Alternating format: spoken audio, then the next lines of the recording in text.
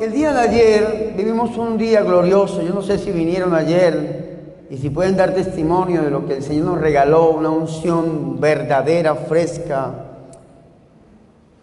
Y hoy amanecí yo muy pensativo, porque cuando Dios derrama la unción sobre una comunidad, sobre un pueblo de esa manera, en como yo la sentí, yo no sé si ustedes la sintieron ayer, es porque Dios quiere algo diferente, algo nuevo.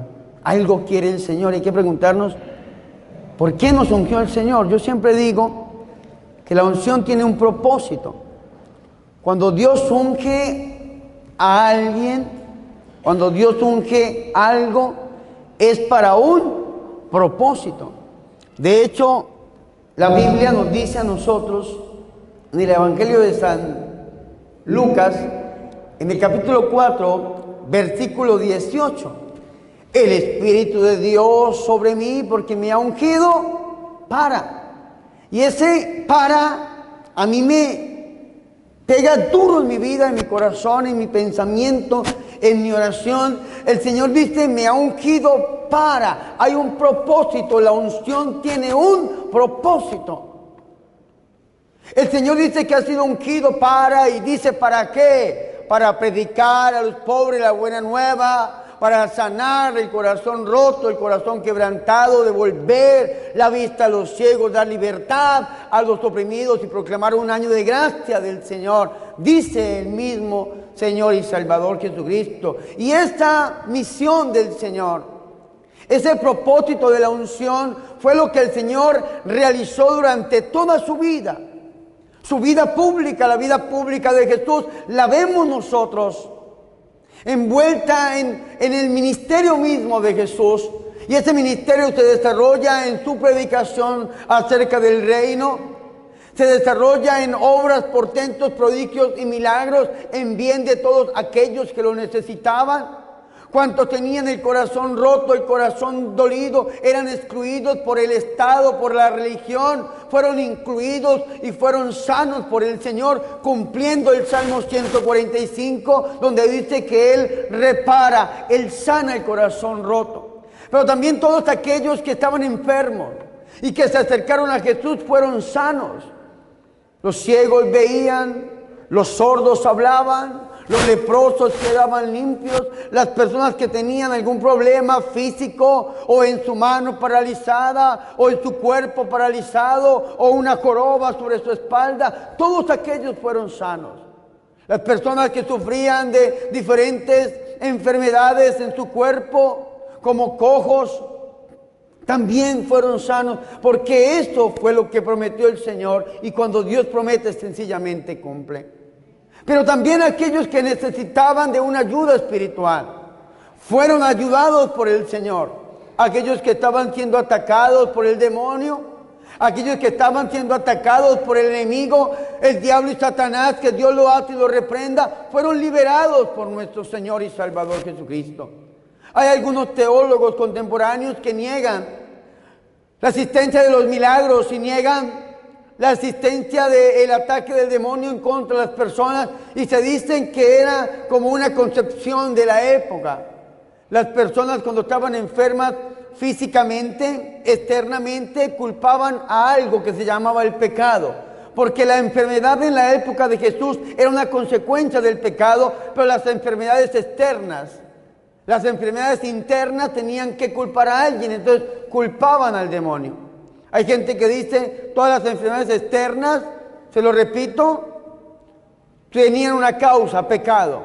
Y las internas, ¿cuáles eran las internas? Hoy en día dicen algunos psicólogos, algunos médicos, la epilepsia, la bipolaridad, la esquizofrenia, enfermedades internas que no se veían, no se notaban externamente. Entonces, en la concepción de la época decían, este es el diablo y Satanás que ataca a la persona, y sencillamente la persona no estaba endemoniada, sino que estaba enferma y fue sanada milagrosamente por nuestro Señor y Salvador Jesucristo. Sin embargo, la Biblia dice que el Hijo de Dios se manifestó para deshacer las obras del diablo. Y el Señor, todo lo que obraba, todo lo que hacía, a todo lo que se dedicaba, era acompañado por la unción, por el poder del Santo Espíritu, que lo acompañaba siempre. De hecho, la Biblia lo dice en el Evangelio de San Mateo, en el capítulo 4, versículo 1, nos dice a nosotros que nuestro Señor y Salvador Jesucristo estaba lleno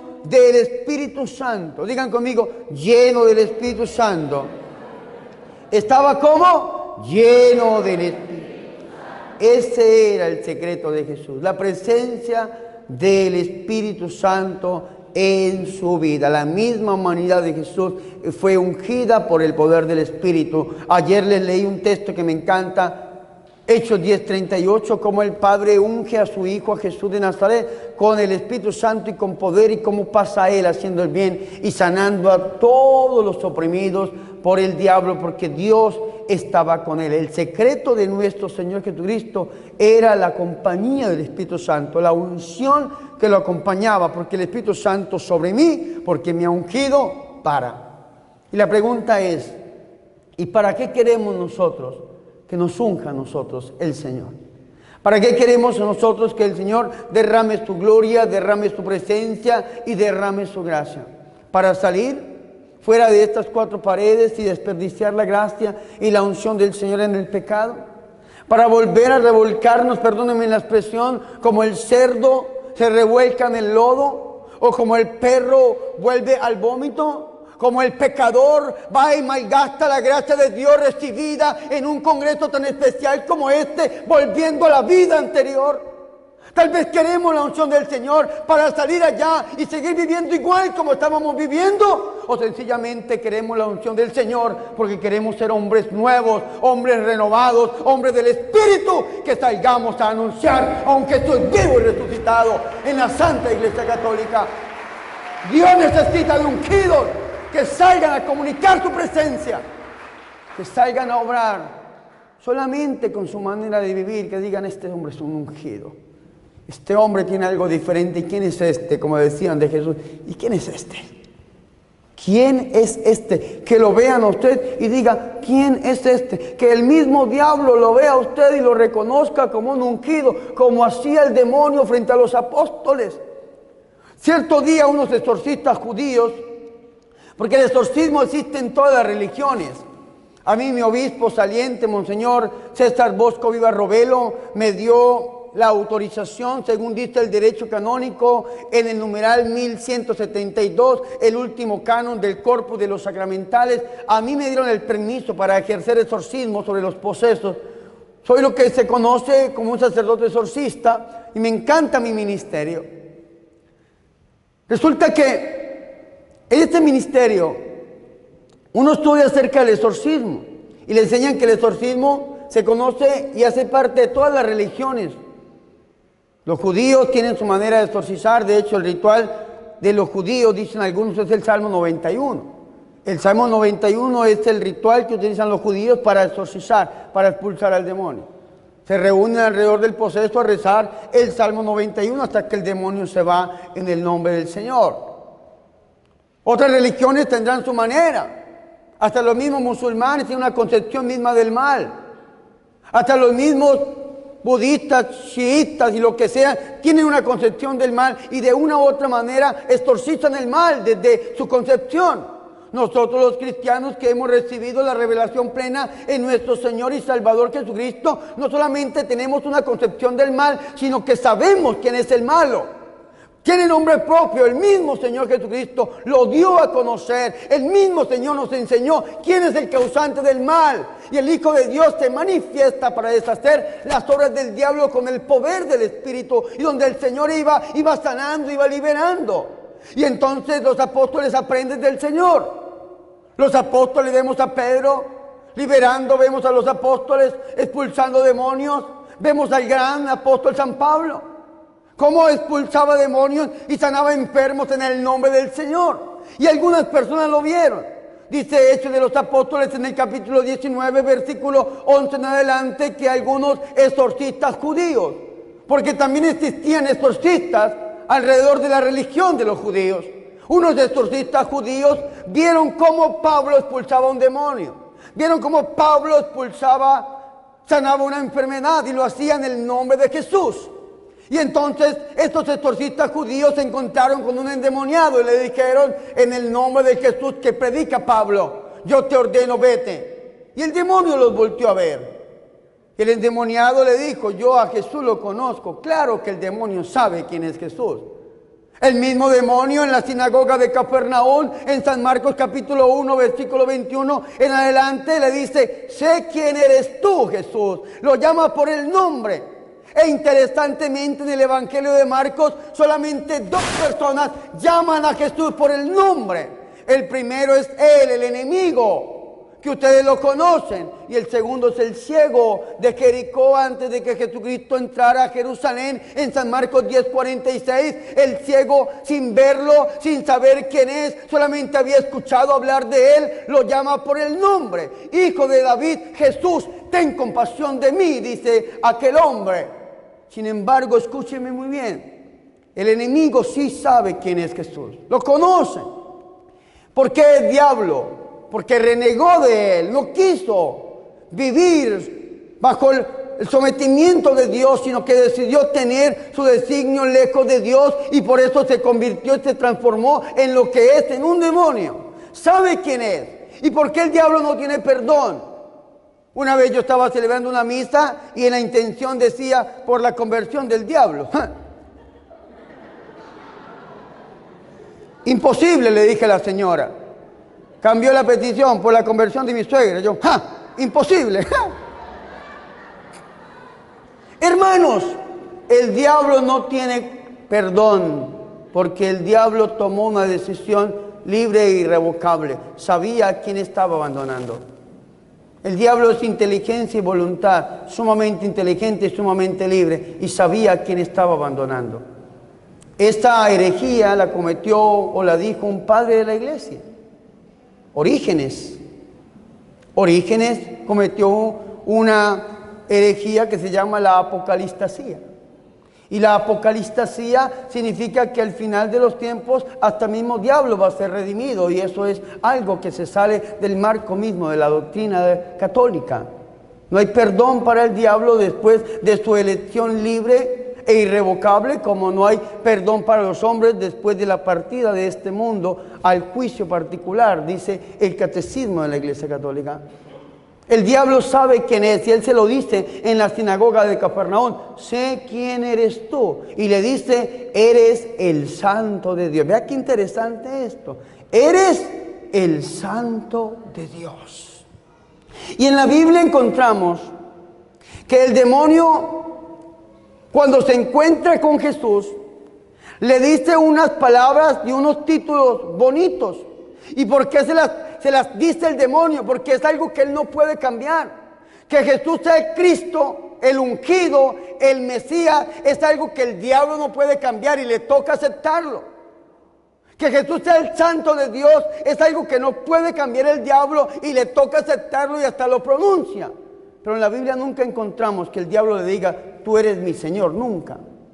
De hecho, la Biblia dice en 1 Corintios capítulo 12, versículo 1 en adelante, dice, en cuanto a los dones espirituales, hermanos, no quiero que estén en la ignorancia como cuando eran gentiles y se dejaban arrastrar por los ídolos mudos. Por eso les hago saber que nadie movido por el Espíritu de Dios puede decir, maldito Jesús o maldito sea Jesús, dice la Biblia. Y nadie puede decir, Jesús es mi Señor, sino movido por el Espíritu Santo. Porque el diablo no puede reconocer a Jesús como su Señor, porque no es movido por el Espíritu Santo. Pero usted y yo, que somos movidos por el Espíritu Santo, que somos ungidos por el Espíritu Santo, sí lo podemos reconocer a Él como nuestro Señor y como nuestro único Salvador.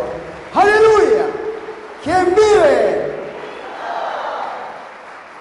El diablo lo conoce. Sé quién eres tú, el santo de Dios. En el nombre de Jesús que predica Pablo, vete.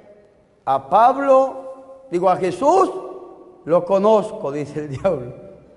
Y esto es interesante. A Jesús lo conozco. Se pregunta a Santiago en su carta, ¿creen en Dios? Sí. Los demonios también creen y tiemblan de miedo.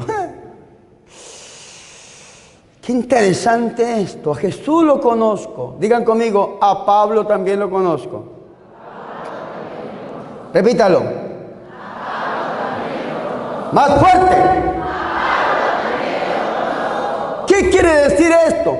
Que a Jesús lo conoce porque es Dios, sabe quién es nuestro Señor. Pero ¿por qué el demonio dice a Pablo también lo conozco? Porque cuando el Espíritu Santo viene sobre nosotros, nos unge, nuestro nombre está escrito en el libro de la vida, pero es conocido también en lo más profundo del infierno, y delante de un ungido hasta el demonio tiene que temblar, hasta el demonio tiene que huir.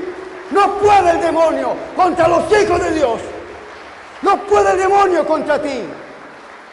Y si Dios te ha ungido es para algo. Dios te ha ungido no para que vivas enfermo ni cobarde. Dios te ha ungido para que te levantes con la fuerza del Espíritu y salgas allá afuera donde necesitas la misericordia del Señor y anuncies con tu manera de vivir, aunque estés vivo y resucitado en la Santa Iglesia Católica. Vivo está Jesús, operante está Jesús en la iglesia. Y tú eres testigo. Que cuando el diablo te vea, te diga: a Carmen la conozco, a Bernardo lo conozco, a María la conozco, a Domingo lo conozco, a Iván y sus bambán, yo los conozco, diría el diablo, yo los conozco. Y porque los conozco, no los puedo tocar, porque sé que están ungidos por el poder del Espíritu. Dios los ha ungido para un propósito, y ese propósito es expulsarme de su presencia, y por eso el diablo tiene que huir en el nombre de Jesús de Nazaret. Aleluya. Fuertes aplausos a Jesús.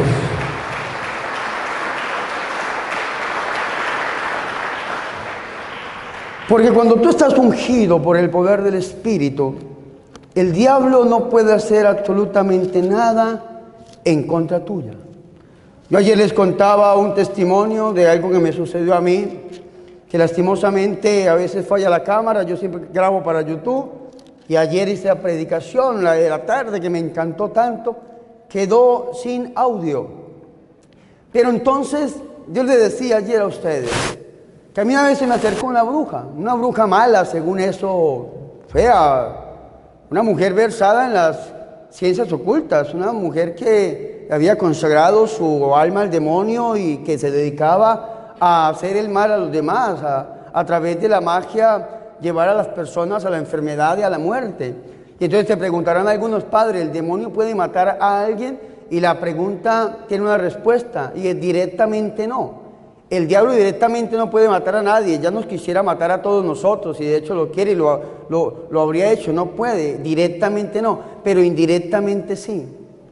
Y hay un sacerdote, un obispo en Colombia, Monseñor Alfonso Uribe Jaramillo, que escribe un libro que se llama Ángeles y Demonios, y en alguna parte de este libro da una expresión que a mí me encanta. Monseñor Alfonso Uribe Jaramillo, para algunos sacerdotes, es como nuestro héroe en Colombia. De hecho, le escuché esa expresión al padre Teodoro Kram, un sacerdote muy bueno, que los invito a que lo sigan por YouTube, por las redes sociales, un alemán, un sacerdote que hizo su pastoral en Colombia y está ahorita en Nicaragua. Dijo: Monseñor es mi héroe, y esa expresión yo se la he escuchado a algunas personas en Colombia, sacerdotes que se dedican o nos dedicamos a este ministerio de liberación. Y el padre, o Monseñor Alfonso Uribe Jaramillo, da una expresión y dice: el diablo obra a través de idiotas útiles. Digan conmigo: idiotas útiles. ¿Quiénes son esos idiotas útiles? Los idiotas útiles son aquellos que consagran su vida al enemigo y le sirven para hacerle el mal a los demás. Brujos, brujas, hechiceros, adoradores del demonio, que se convierten en verdaderos idiotas útiles del diablo. Y el diablo los lleva a hacer algo que él no puede, que es hacer el mal a los demás materialmente, a través del maleficio, a través de la enfermedad, a través de la brujería. Y esta bruja le pagaron.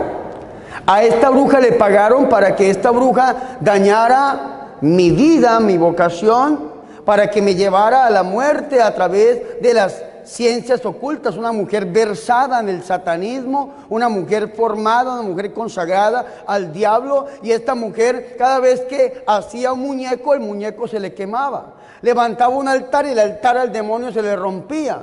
Ponía un maleficio, el maleficio se podría. Y entonces esta mujer, pues, como que se obsesionó por hacerme el mal, y hacía mal, y todo lo que hacía le salía mal.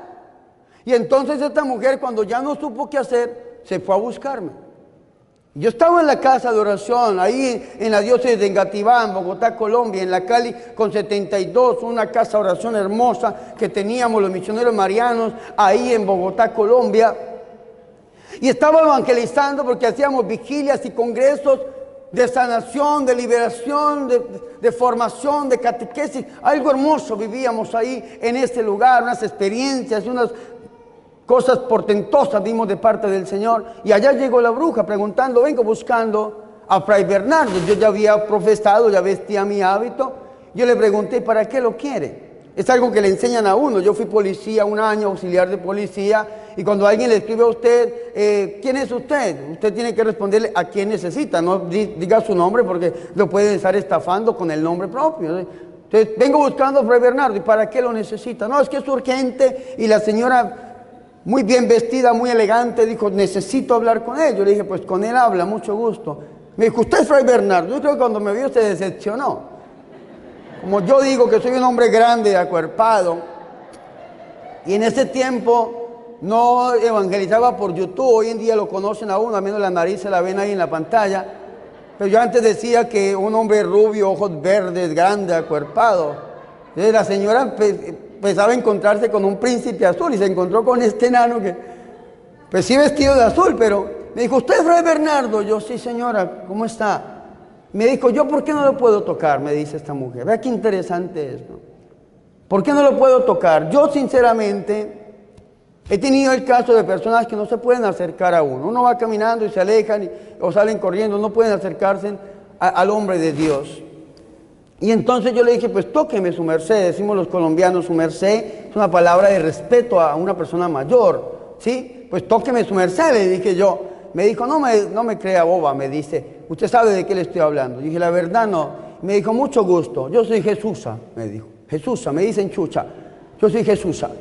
Y yo soy bruja, me comentó. Y esta mujer me dice quién era, a qué se dedicaba. Y al final le pone las cerezas sobre el pastel y me dice, y me han pagado, ¿quién sabe quién le pagaría? Me han pagado para que yo lo mate a usted. Me han pagado para que yo lo saque del seminario a través de la magia, para que no lo deje llegar al sacerdocio y para que le quite la vida a través del maleficio de la brujería, me dijo esta mujer. Pero yo no he podido tocarlo. Ay, cuando esta mujer me dijo eso, yo dije, ¿me lo repite su merced, por favor? Que me gusta eso. Me dice que yo soy bruja versada en ciencias ocultas, me pagaron mucho dinero para matarlo y no lo he podido tocar. Dígame por qué. Y hay un texto bíblico que a mí me encanta y está tomado del libro del Éxodo, en el capítulo 8, versículo 12 en adelante, la famosa plaga de los mosquitos. Y desde este texto Dios me ilumina a mí para responderle a esta mujer por qué no me podía tocar. Dice la Biblia, Yahvé dijo a Moisés, di a Aarón, extiende tu cayado y golpea el polvo de la tierra, que se convertirá en mosquitos por todo el país de Egipto. Así lo hicieron. Aarón extendió su mano con el cayado y golpeó el polvo de la tierra y aparecieron mosquitos sobre los hombres y sobre los ganados. Todo el polvo de la tierra se convirtió en mosquitos sobre todo el país de Egipto. Vea lo que dice la Biblia, Éxodo 8:14. Los magos del faraón intentaron con sus encantamientos hacer salir mosquitos, pero no pudieron. Aparecieron pues los mosquitos sobre hombres y ganados. Los magos dijeron al faraón, es el dedo de Dios quien no lo permite. Palabra de Dios. Fuertes aplausos, la palabra de Dios.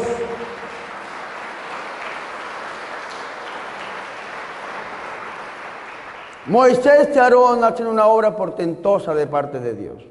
Con el cayado golpea el polvo del suelo, aparecen mosquitos y dice la Biblia que los magos del faraón intentaron con sus encantamientos, también hacer salir mosquitos, es decir, copiar la obra de Dios o llevar a que la obra de Dios no se llevara a cabo como Dios la quería llevar, e intentaron con todas sus brujerías, con todos sus encantamientos, con todas sus hechicerías, copiar la obra del Señor, pero no pudieron. Y los magos dicen, es el dedo de Dios quien no lo ha permitido. En el Nuevo Testamento nuestro Señor Jesucristo dice que el dedo de Dios es el Espíritu Santo. Y si nosotros estamos ungidos, llenos por el poder del Espíritu Santo, el demonio no nos va a tocar. Ninguna arma forjada prosperará en contra de ti, dice el libro de Isaías. Ninguna brujería que hagan, sea quien la haga y donde la haga y como la haga, nos podrá llegar a ninguno de nosotros, porque el Señor nos ha ungido para que seamos sanos, para que seamos libres, y ningún alma forjada va a prosperar en contra nuestra.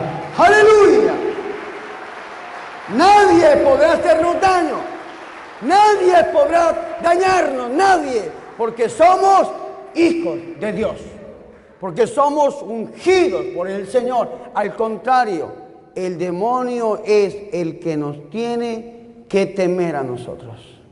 El demonio tiene que temer delante de los ungidos. Vea que el padre José Antonio Fortea Cucurul, el exorcista de España, dice una máxima que cuando yo la escuché me la guardé en el corazón. Dice el padre, un santo, una persona santa que viva en gracia, que se mantenga en gracia de Dios, no quiere que un demonio lo posea. Ojo con esto. Y un demonio tampoco quiere llegar a poseer a un santo, porque sería lo peor que podría ser, una cárcel verdaderamente, un infierno peor que el propio infierno para el diablo. Un santo no quiere que el demonio lo posea, ni un demonio quiere llegar a poseer la vida de un santo. Si usted quiere alcanzar y lograr la verdadera libertad, tiene que aprender a vivir una vida en santidad, una vida en gracia, y hacer lo posible y lo imposible por sostener, por mantenerse en la gracia del Señor. Si el Señor lo ha ungido a usted con la fuerza, la gracia, el poder del Espíritu Santo, haga lo posible y lo imposible por mantenerte en esa gracia. ¿Y cómo hago yo, Padre, para mantenerme en la gracia? La Iglesia Católica, a través de los sacramentos, nos dicen que los sacramentos comunican la gracia, y a través de los sacramentos, a través de la oración, podemos mantenernos en la gracia. Pero mantenernos en la gracia es una decisión personal. Santo Domingo Sabio decía, prefiero morir antes que pecar. Porque pecar es una decisión personal. Y el demonio nos quiere robar esa gracia, nos quiere matar lo que Dios nos ha dado, y lo hace a través del pecado. Y depende de nosotros si lo hacemos o no lo hacemos, alejarnos lo que más podamos del enemigo, porque el enemigo sabe que no nos puede tocar, que no nos puede dañar, pero nos seduce, nos arrastra a que nosotros pequemos y a través del pecado hacernos el mal. Pero el demonio no nos puede tocar, es el demonio el que tiene que temer. De hecho, cuando uno ejerce una oración de liberación por el pueblo, hay gente que grita. Hay gente que grita, hay gente que vomita. Yo en mi ministerio he visto liberaciones externas, le llamo yo a eso, manifestaciones externas. He visto varias. Grito, vómito, bostezo, erupto, sudor, temblor, lágrima, moqueo, perdónenme, flujo, diarrea.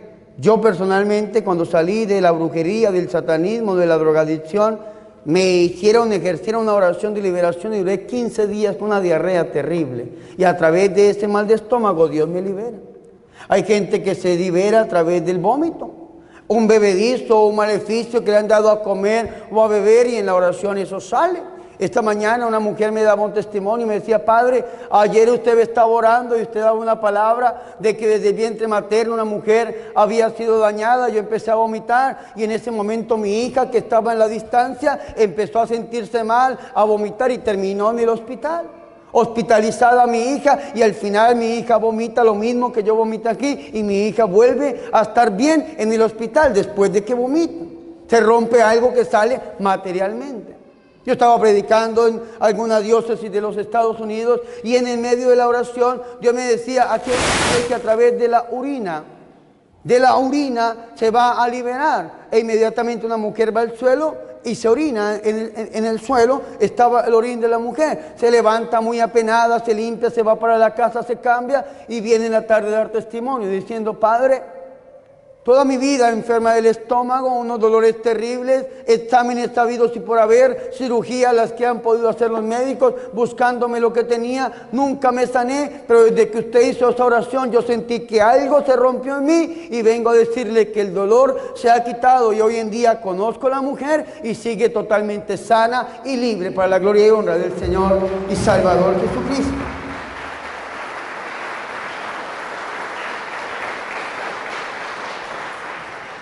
Tenemos que guardar la gracia de Dios, la unción del Espíritu. Dios no está ungido para, hemos sido renovados por el Señor para algo. Y Dios tiene ese propósito afuera. Y el diablo no va a querer que usted llegue a cumplir ese propósito de Dios. Así que aprendan a cuidar lo que el Señor les dio.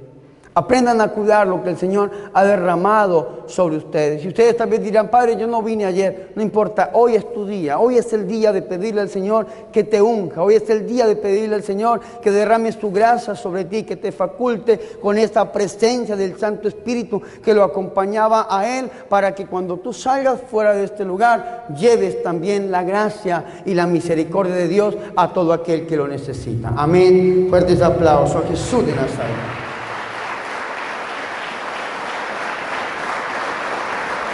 Y hagámoslo a través del corazón inmaculado de la Virgen María, la mujer llena de gracia, la ungida por excelencia, la primera carismática, la esposa del Espíritu Santo, la Virgen María, diría el Papa San Pablo VI, el polo a tierra que atrae el Espíritu Santo sobre los hombres, a ella, la Santísima y la Purísima Virgen María. Pidámosle a la Virgen. Y si en algún momento de nuestra vida sentimos de que no podemos más, de que tal vez vamos a perder esto que Dios nos ha dado, escuchemos la oración de San Bernardo de Claraval.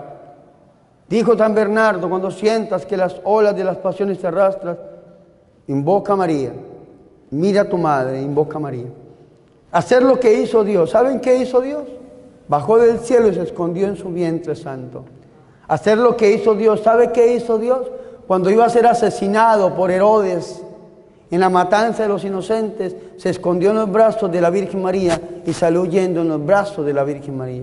¿Acaso no podían venir los ángeles del cielo y llevárselo para otro lugar? Claro que sí, pero Él decidió irse en los brazos de su mamá. Nosotros también tenemos que hacer eso. Cuando sintamos que ya no podamos más, tenemos una abogada que nos defiende, tenemos una mamá que es como una leona que protege a sus crías con todas las fuerzas de su ser. Y esta mujer tiene nombre propio y es la Santísima y la Purísima Virgen María. Fuertes aplausos a nuestra Madre, a la Madre del Señor. Pidámosle a ella que ruegue e interceda por nosotros y que nos acompañe en esta empresa, en esta decisión que vamos a tomar. Porque la unción, termino diciéndoles, tiene un propósito. Y el propósito de Dios es, escúchenme muy bien, que ustedes cuiden, guarden la unción y que salgan allá a llevar el poder del Señor. Primero sanos, libres, bendecidos, protegidos en victoria, y entregarle a todos aquellos que lo necesiten esta experiencia y esta presencia de Dios que ustedes han recibido. Gloria al Padre, al Hijo y al Espíritu Santo, como era en el principio, ahora y siempre, por los siglos de los siglos. Amén.